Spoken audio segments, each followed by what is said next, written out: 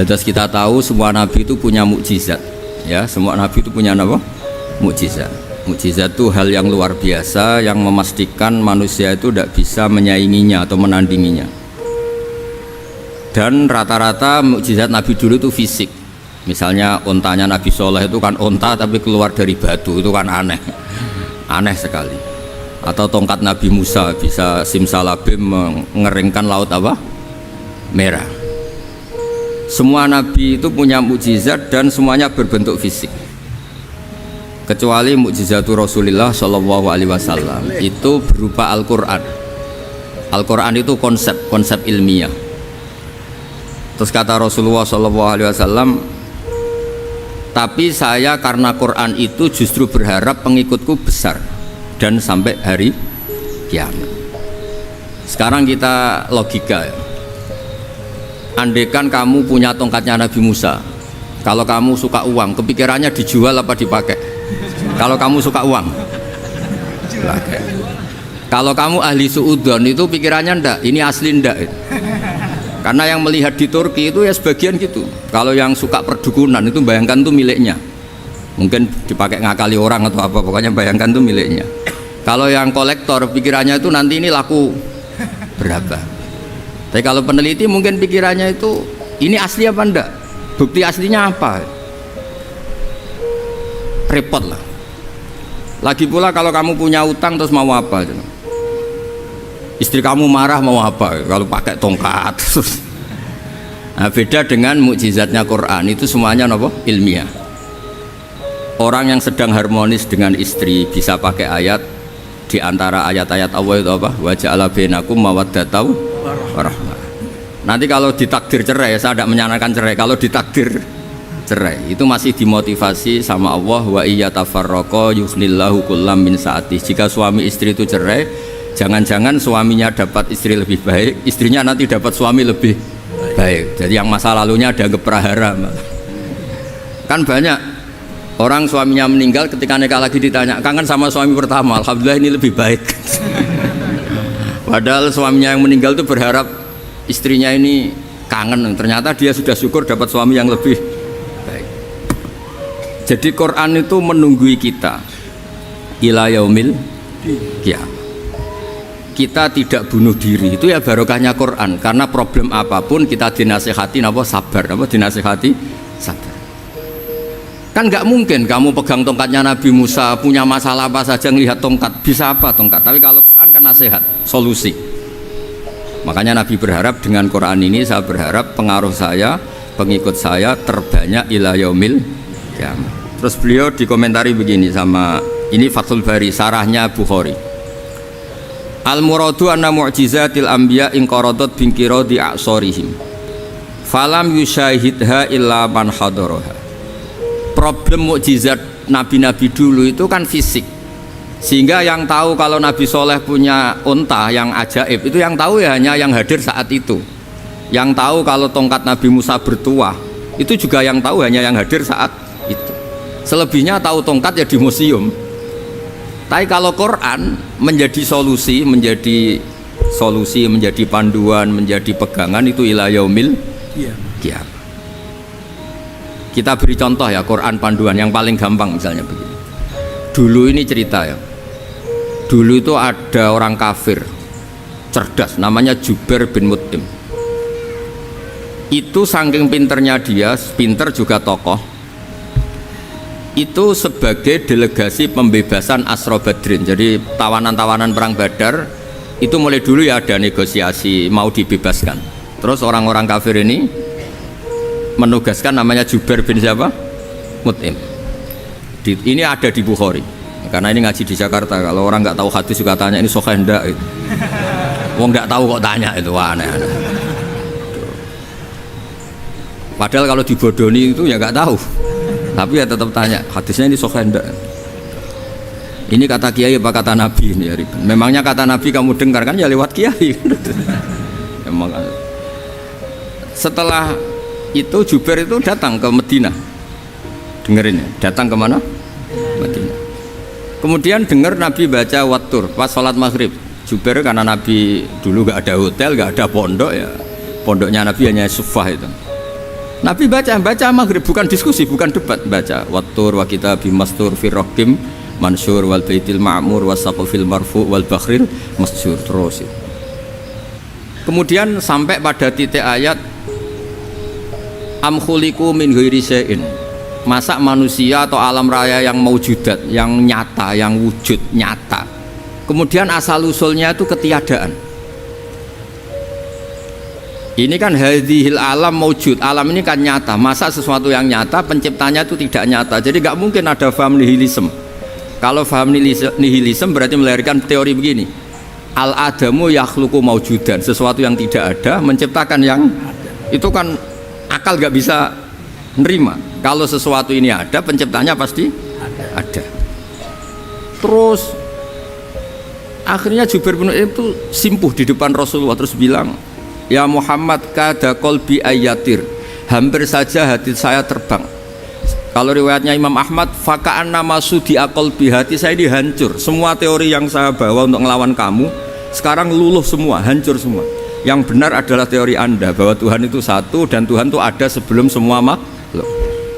Coba kalau Nabi Muhammad ada Jubair bin Mut'im terus menyembunyikan tongkat dekat mihrab, terus dilihat ini apa, paling pikirannya ini dari kayu apa, terus yang bentuk tongkat itu tukang pemahatnya siapa, kok kurang keren, kalau di Blitur gimana ya, kan malah panjang. Kira-kira kalau mukjizat itu dari tongkat itu malah panjang lah pokoknya, panjang. Lagi pula kamu coba kan nggak ngarah mandi, itu yang mandi kan nabinya bukan tongkatnya. Coba tongkatnya Nabi Musa coba anak-anak beki itu dipakai mukul kucing aja tidak mesti mati itu. Jadi nggak jelas mukjizat-mukjizat seperti itu nggak. Tapi kalau Quran menunggui sampai saking hebatnya Quran, teori rasionalitas, soal kampanye di mana-mana, tingkat validitas, tingkat kebenaran Quran itu bahkan bisa diuji tanpa membuktikan, tanpa apa? Cukup pakai akal. Saya tidak bosan-bosan cerita ini karena ini khazanah kita. Di kitab Nailul Ma'mul itu, di kitab usul fikih, saya berkali-kali cerita ini karena ini untuk menunjukkan bahwa Quran itu liqaumi ya'qilun, liqaumi yatafakkarun. Ada seorang kiai, seorang ustadz, kiai dulu itu emang orang soleh, alim terus jadi kiai. Kalau kiai sekarang tuh macam-macam, nganggur terus ingin jadi kiai, terus daftar gitu. Ada lowongan di yayasan, masuk ingin jadi ustadz karena dengar ada gajinya. Dulu tuh ada seperti itu, udah. Makanya dulu tuh kalau ustadz kiai pasti soleh karena dia alim terus ingin orang lain tuh mendapat ilmunya. Kalau sekarang nggak ada yayasan sehat, guru gajinya sekian, yang nggak ingin jadi ustadz tuh daftar karena ada gaji. Apalagi ada kabar, ada gaji, ada mes, ada wah yang daftar banyak. Tapi mentalnya ada kiai sebetulnya. Ya kalau sampean tanya itu baik dah Gus, ya setengah baik. Ya maksudnya setengah baik ya ada baiknya, namanya profesi ngajar itu kan baik. Tapi setengah saja karena motifnya itu nyari gaji, bukan ingin mencerdaskan umatnya Rasulullah SAW. Itu Imam Amudi itu guru matematika. Saya nggak bosan-bosan cerita ini. Guru matematika. Muridnya sampai takut ini masuk surga ndak. Kiai kok ndak ngajarin istighosa atau tahlil, malah ngajarin apa? Matematika. Beliau meninggal terus muridnya tanya, "Ma fa'alallahu bik?" Kira-kira gitu. Apa yang dilakukan Allah? Allah nyambut Anda gimana? Terus kata Imam Amudi, bagus saya disuruh ngajar malaikat, karena malaikat kan tidak pernah kayak anak beki gini ngaji gini. Malaikat itu tidak pernah ngaji, dia iman saja karena tahu surga, tahu neraka terus iman gitu aja. Jadi imannya malaikat tuh nggak keren kita. Imannya loh itu yang ngendikan Nabi loh, tidak saya. Nabi pernah tanya sama sahabat, iman yang paling keren siapa? Jawabannya sahabat, malaikat. Ya enggak karuan malaikat iman, dia yang tahu surga neraka tahu segalanya, masa ada enggak imannya? Pasti iman lah katanya. Terus ya para sahabat, engkau iman ya wajar kan menangi saya, nemuin saya. Yang hebat itu orang-orang yang tidak melihat saya, tidak saya didik tapi tetap iman. Karena dididik akal, ya tadi dididik Quran, apa dididik Quran. Sama siapa? Teks bahasa Arabnya masang. Terus Imam Amudi kata Allah, suruh dia ngajarin para malaikat. cara menemukan saya. Malaikat dikumpulin terus Imam Mahmudi disuruh ngajar. Sama masih ingat kata-katanya Allah di mimpi itu. Istadilla ala wahdaniyati bihadrati malaikati, tolong ajarkan cara menemukan saya padahal Anda ini manusia yang tidak melihat saya. Anda di Jakarta kan melihatnya gedung-gedung, paling jadi khayal terus nikmat lah, Anda ikut punya tapi ikut nikmati. Itu orang desa-desa kalau ke Jakarta itu pokrol, wah di Jakarta itu gedungnya tinggi-tinggi, tidak kayak kampung sini, lo udah ikut punya ikut bangga. Di Jakarta orangnya cantik-cantik, tidak kayak orang sini, padahal dia ya udah dapat orang cantik gitu. Jadi Allah tuh saking pinternya, miskin-miskin ya bisa berkhayal dan bahagia. Nah, itu alhamdulillah betul. Akhirnya itu apa ini anak-anak begini saya tak niati ngajar standar anak-anak akademik. Terus pertama yang diajarkan hanya bilang gini, sama siapa teknya itu? Ya malaikat wahi para malaikat. Terus beliau bilang nisbatus naini wassalasah ila malanihayata lahu nisbatul far'i ilal asli. Angka itu jumlahnya berapapun 2, 3 sampai triliunan, semuanya itu nisbatul far'i ilal asli, binisbah ilal wahid nisbatul far'i ilal asli. Angka 2 ya cabangnya 1, 3 ya cabangnya 1, 1 triliun ya cabangnya 1. Tetap yang asal usul adalah angka 1. Itu nangis semua malaikat. Cara Jawa itu mandekman kue iman kaya imanku. Makanya imannya umat Rasulullah SAW itu PD-nya yakinnya kayak imannya malaikat. Kalau Tuhan itu 1, karena angka agak bisa dimulai kecuali dengan angka 1. Makanya nisbatus naini wassalasah ila ma la nihayata lahu iku nisbatul far'i ilal asli. Semuanya itu nisbatnya cabang ke induk. Berarti semua alam raya ini tetap asal usulnya 1, yaitu qul huwallahu ahad. Nah itu namanya akal. Umatnya Rasulullah itu ditinggali mukjizat akal lewat panduan Quran, sehingga meskipun kita tidak menangi Rasulullah, tidak menangi sahabat, kita tidak tahu malaikat Jibril, tapi cara iman kita ini tidak kalah keren. Yakin hakul yakin. Terus kedua, gambar. Kamu gambar rumah, gambar hewan, gambar apa saja mesti dimulai 1 titik. Entah gambar kamu bagus entah jelek, tetap dimulai 1 titik. Nah titik ini namanya nuktotul wujud. Semua alam raya dimulai dari 1 titik, yaitu nuktotil wujud. Makanya Quran dimulai bismillah, dan bismillah itu dipilih sama Allah pakai pertama ba itu ada titik. Itu kata semua ulama, itu titik itu singkatan dari bi kana makana wa bi yakunu mayakun. Karena saya semuanya ada. Bi itu karena saya. Jadi makanya santri-santri beki tidak usah bayangkan kamu jadi wali terus bisa terbang ke Mekah, tidak usah. Kalau terbang ke Mekah ya sudah umroh aja bayar, kalau enggak ya maklaran KBH atau apa, pokoknya cari gratis itu. Ya gratis kan, dapat orang 10 gratis 1, terus orang enggak umroh-umroh dirayu-rayu supaya umroh. Repot. Itu pelanggaran fikih itu. Kalau orang punya utang itu wajibnya nyaur utang dulu gitu. Wah repot. Saya itu juga sering bingung di kampung-kampung. Gus sama umroh. Kenapa? Dapat gratisan. Minta uang saja buat nyaur utang, nggak boleh. Wah, secara fikih yang wajib itu nyaur utang bukan umroh. Nggak boleh Gus diminta uang, nggak boleh, harus umroh.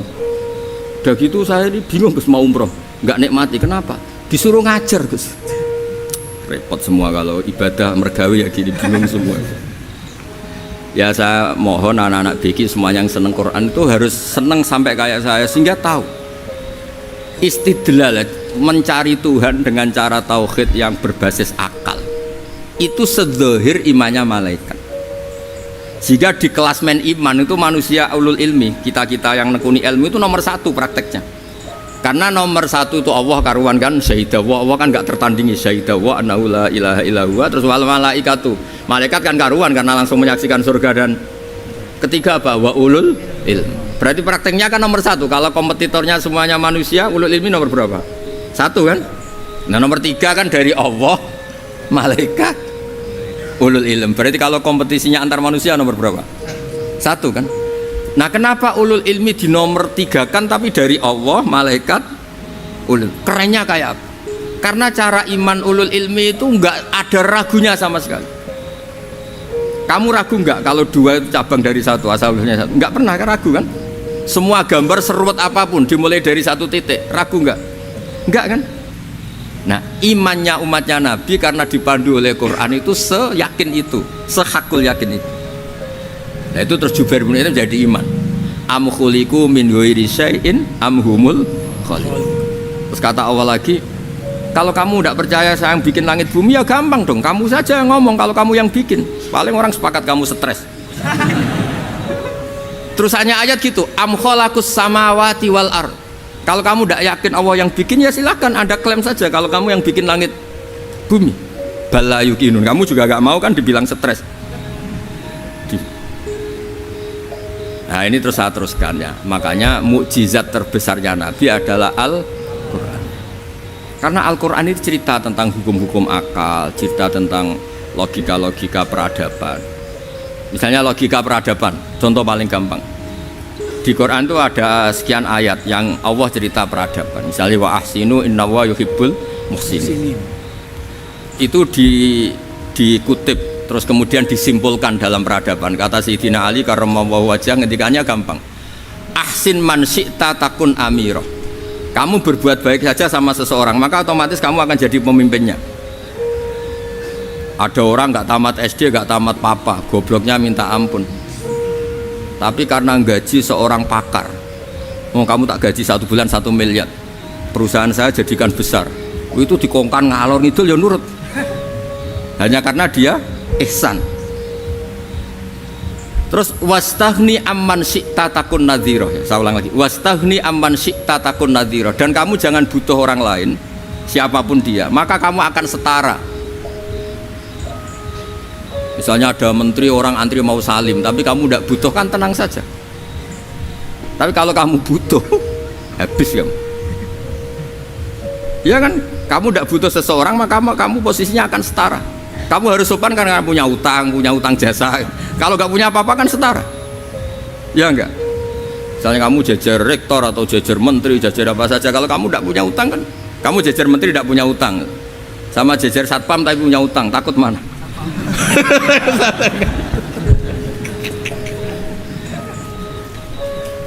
Kalau butuh itu mesti kalah kan. Ada pejabat misalnya nggak begitu cantik sama perempuan cantik yang kamu butuh ingin dicintai, takut mak. Padahal nggak jelas orang ini pangkatnya apa, nggak jelas. Jadi dalam hukum sosial itu kata Sayyidina Ali, wastaghni amman syi'ta takun nadhira. Kamu jangan butuh seseorang maka kamu akan setara. Terus yang terakhir, wahtas ila man syi'ta takun asiroh, asiroh pakai sin, dan silahkan butuh seseorang maka kamu akan jadi budak dia. Ya coba misalnya Anda seorang profesor, seorang alim, seorang getop, misalnya mencintai janda di ujung kampung sana, jalan kaki 2 kilo, padahal itu gak tamat SD, tapi gara-gara seneng, kacau kan, logika kepangkatan hilang semua kan. Jadi itu hukum peradaban. Itu mewakili isi-isi sosial yang diterangkan Quran. Ya, jadi paketnya 3 tadi ya. Ahsin man syi'ta takun amirah. Kamu berbuat baik sama seseorang maka kamu bisa memimpin. Wastaghni amman syi'ta takun nadhira. Kamu jangan butuh seseorang maka kamu akan setara.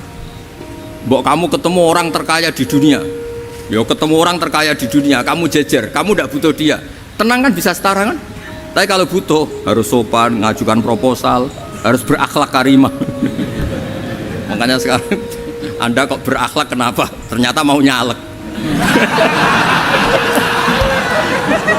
Biasanya Anda berakhlak kok berakhlak. Ada apa ini? Makanya guyonan di Rembang itu Beb Husen ini. Kalau ada orang udah tidak sopan sama temannya curiga, kok tumben sopan, mau utang ya?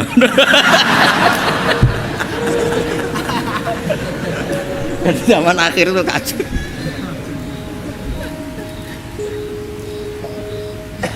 Ya di semua daerah gitu ya sama Pak Rektor ya. Kalau ada teman biasanya nggak sopan kok sopan, itu temannya curiga. Ini Pak Rektor UI ikut kasih. Kok tumben sopan, ada apa ya? Karena di mana-mana orang butuh itu pasti beretika. Kamu punya teman paling berdua, kalau mau utang berakhlak gak? Atau misalnya kamu punya adik cantik terus punya teman berdua, kalau cinta adik kamu berakhlak gak? Biasanya nggak sama sekali nggak berakhlak. Gara-gara butuh menjadi berakhlak. Ya jadi hukum sosial itu ya kuncinya 3 tadi. Ahsin man syi'ta takun amira. Wastaghni amman syi'ta takun nazira. Terus wahtas ila man syi'ta takun asira. Kalau kamu butuh seseorang pasti kamu dibikin hina. Asir itu tawanan. Nah, Quran itu bicara sosial itu lengkap. Dan itu yang nunggui kita. Kita punya tetangga yang kurang baik, ya seneng. Punya tetangga baik, ya seneng. Kata Imam Syafi'i, saya berkali-kali cerita, kok seneng semua Imam Syafi'i? Ya bagus lah, kalau yang seneng saya enak lah, dijak jagongan, dijak ngopi enak. Yang nggak seneng saya, gak ngarah utang. Uang itu nak, kamu punya tetangga gak seneng kamu, aman kan? Aman. Gak akan pinjem uang kan, pinjem mobil, uang gak seneng kok. Makanya Imam Syafi'i itu kalau ngedikan luar Syafi'i, diceritain orang, ya Aba Abdillah bagiannya, ya Aba Abdillah orang itu gak seneng kau, bagus lah. Loh kenapa bagus? Waman asa'a ilaika faqad atlaqaka. Orang yang nggak seneng kamu maka membebaskan kamu. Nggak akan pinjam uang, pinjam mobil, nggak akan ganggu waktu kamu, kan nggak seneng.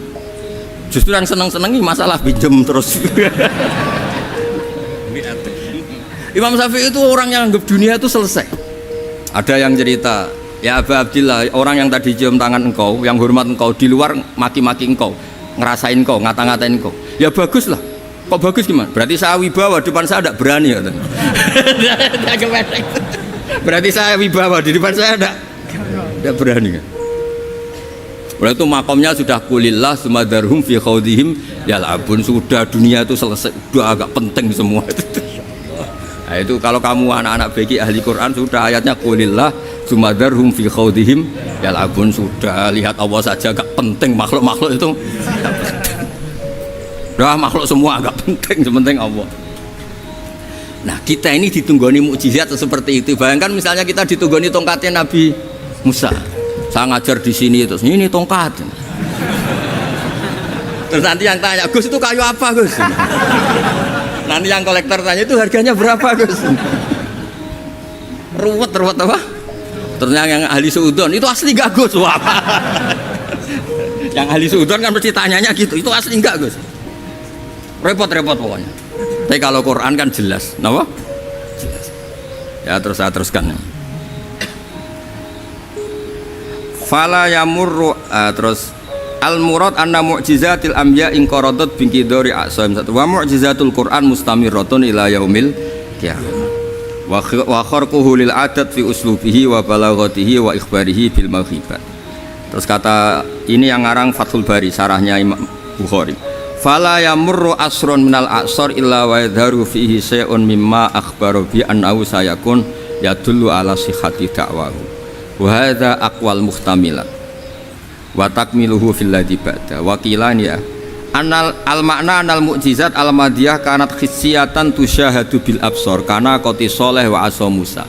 Mukjizatnya nabi-nabi dulu itu hanya penyembuh, hanya pelengkap, hanya nuruti keinginan mata.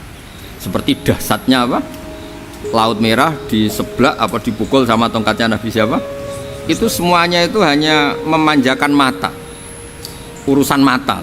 Terus wow itu. Tapi kalau mukjizatnya Nabi Muhammad itu berdasar akal. Maksudnya berdasar akal nih, dengerin ya.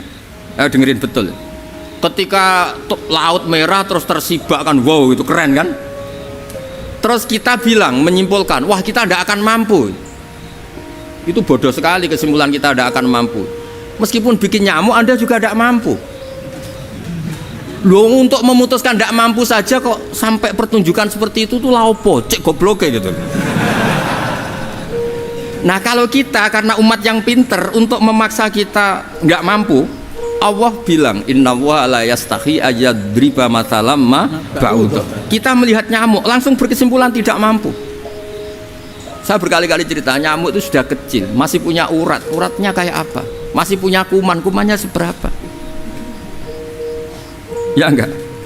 Nyamuk itu kecil, punya organ tubuhnya punya urat. Itu kalau kamu pinter, antara tongkatnya Nabi Musa menyibak Laut Merah sama nyamuk itu sama-sama berkesimpulan melahirkan satu faham bahwa kita tidak.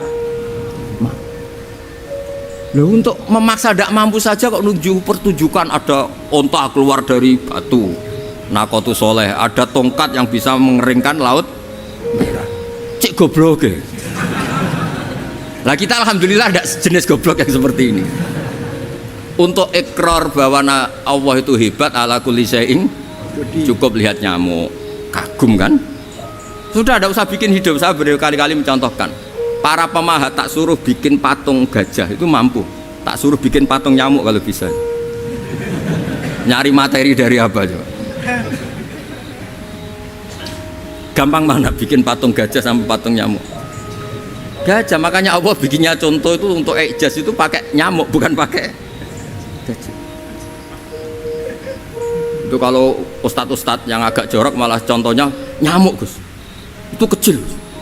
Itu kayak apa? Di dalamnya dia hamil, itu anaknya kecil lagi, telurnya kecil lagi, itu gimana itu cara bikin itu? Makanya di sini ini ada kitab Itqan, itu komentarnya itu lucu. Ini kitab Al-Itqan karangannya Imam Suyuti. Ini persis komentar saya tadi yang kata Imam Suyuti, pengarang kitab Itqan. Wa ya imma khissiyah wa imma aqliyah. Jadi mukjizat itu ada yang fisik, bisa dilihat indra, panca indra, bisa dilihat akal. Wa aktsaru mu'jizati Bani Israil kanat khissiyah li baladatihim. Bilada itu goblok, wakilati basairihim. Dasar wong goblok. Mukjizat kok ngenteni sing wow. Maksudnya dasar wong untuk ngakui Allah hebat saja kok nunggu hal-hal yang seperti itu gitu. Paham gitu? Mergo likil latin apa aklihim. Wa aksaru mu'jizati hadil ummah aqliyatun li farati dzakaihim wa kamali afwahihim. Dan mukjizatnya umat ini semuanya berdasar akal karena sudah cerdas. Jadi andaikan kita melihat tongkatnya Nabi Musa menyibak Laut Merah dengan melihat nyamuk, kesimpulan kita sama-sama wow, sama-sama keren, sama-sama memastikan kita tidak mampu. Makanya terus Quran menerangkan kita wa ma min dabatin fil ardi wala ta'iri yatiru bi janahihi illa umamun amsalukum. Jadi keseharian kita lihat burung kok terbang. Itu sudah ayatun min ayatillah. Paham nggih? Dados niki kudu bangga ditunggoni napa Quran, nggih, ditunggoni napa Quran. Wa mu'jizatul Quran tusyahadu bil basirah fayakunu mayatabi'u li ajlihi aksar. Terus li annal ladzi yusyahadu bi ainir ra'si yang qaridu bingkiradi musyahidi. Sesuatu yang tampilan dahsyatnya itu disaksikan mata, maka itu bisa habis. Era tongkat Nabi Musa seperti itu habis enggak? Bisa mengeringkan Laut Merah, habis kan? Tapi era mukjizatnya Quran ila yaumil qiyamah. Ya contoh sosial, saya kembali lagi ke sosial. Kamu punya teman awet atau punya istri awet, itu konsepnya ya wal kadhiminal ghaidz, itu agak gampang tersinggung. Coba kalau kamu setiap tersinggung putus, setiap tersinggung habis, kamu tidak punya teman, tidak punya istri. Sampai kita awet seperti ini, kalau kecewa ya wal kadhiminal ghaidz, ngempet. Termasuk saya ini biasanya ngaji khusus terus baca gini ya kecewa. Tapi barokahnya diwarai Quran wal kadhiminal ghaidz, ngempet Gus, ngempet. Terus kecewa sama teman, kenapa tidak putus? Karena wal afina Aninna, sudah kalau kecewa maafkan. Coba kalau kita kecewa presiden demo, kecewa menteri demo, kecewa orang tua minggat, ya kalau dicari, kalau tidak kan malu. Saya itu punya teman tak tanya, kecewa Gus sama bapak itu, kenapa tidak minggat? Malu. Kenapa malu? Takut gak dicari. Itu orang tuh paling malu itu kalau keluar dari rumah nggak di. Saya punya teman lagi, saya ini takut mati Gus. Kenapa? Takut istri saya tidak nangis Gus. Itu kematian terburuk itu kalau sudah mati tahu istrinya tidak nangis, itu malu betul itu. Makanya jangan mati, pokoknya pastikan orang sekeliling Anda nangis itu baru berani mati, kalau tidak jangan. Ya, jadi mukjizatnya Nabi itu luar biasa. Walladzi yusyahadu bi'ainil aqli bakin yusyahiduhu kullu man jaa ba'dal awali mustamirran. Sesuatu ilmiah, sesuatu agama atau apa saja yang logis itu akan abadi ila yaumil. Kayak tadi ketika kita kecil diajari apa? Wujud, qidam, baqa, mukhalafatul hawadisi, qiyamuhu binafsihi, wahdaniyat, qudrat, iradah. Itu ila yaumil qiyamah.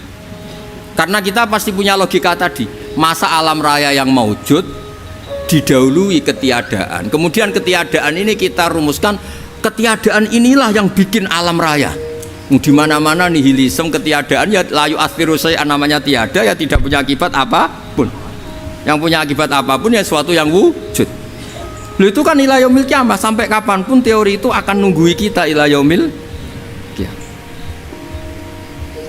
Tapi kalau tongkat Nabi Musa ketika kita tidak melihat kan punya alasan tidak ngandel, Musa tidak tahu. Tapi kalau kamu seperti ini, orang paling mulhid sekalipun, paling ateis sekalipun, terus ditanya, bisa nggak Anda mulai angka di luar angka 1? Tidak bisa kan? Makanya benar Imam Amudi tadi ketika diminta Allah, istadilla ala wahdaniyati bi hadrati malaikati, tolong ajarkan kenapa manusia begitu yakin kalau saya ini satu padahal mereka tidak melihat saya. Terus beliau ngendikan apa? Nisbatus naini wassalasa ilal wahid nisbatul far'i ilal asli. Angka 2, 3 sampai enggak terbatas, semuanya dibanding angka 1 itu nisbatul far'i ilal asli. Semuanya itu cabang dari angka 1. Itu mbok siapapun enggak usah ditunggoni nabi, enggak usah ditunggoni wali. Logikanya akan seperti itu. Itu yang dimaksud apa? Walladzi yusyahadu bainil aqli bakin yusyahidu kul man ja'a badal awal mustamir. Ya ini masih ada waktu seperempat, ini ijazah. Kalau ijazah nggak boleh tanya, ijazah ini. Nah itu yang fotokopi lebih besar itu ijazah.